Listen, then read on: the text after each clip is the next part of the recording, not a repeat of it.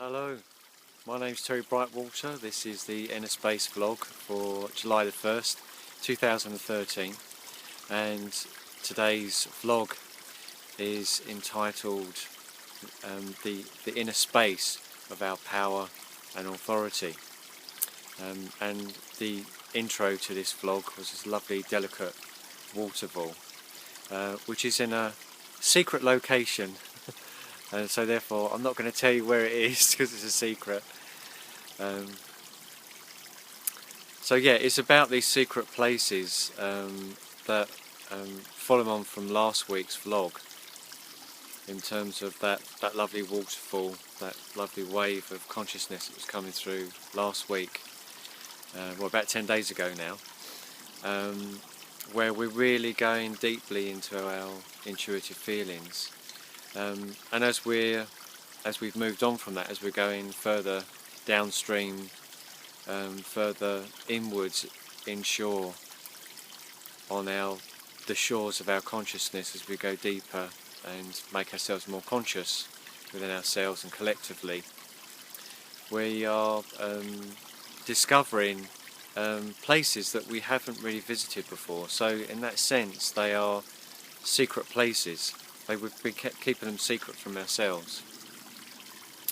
Now, where the essence of our power and authority is in our ability to respond. I think I've spoken about this before in previous vlogs, where responsibility is basically, when you break that down, the root of it is our ability to respond to something, and our responsiveness comes from our intuitive selves, our intuitive, loving selves that is very conscious, makes decision based on love and nurturance and flexibility and discernment, as opposed to fearful, survival-based decisions.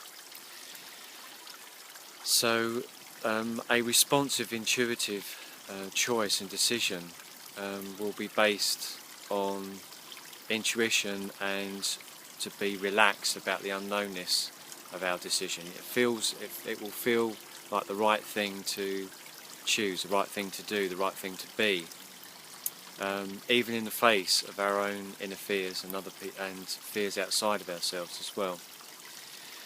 So just from that awareness, you can tell really a lot of our power and authority, or our disempowerment and our lack of authority, will depend on our responsiveness to something. So if we react out of fear, we're really onto a dodgy start, because we're going to be disempowered with our own fears, our own inner fears.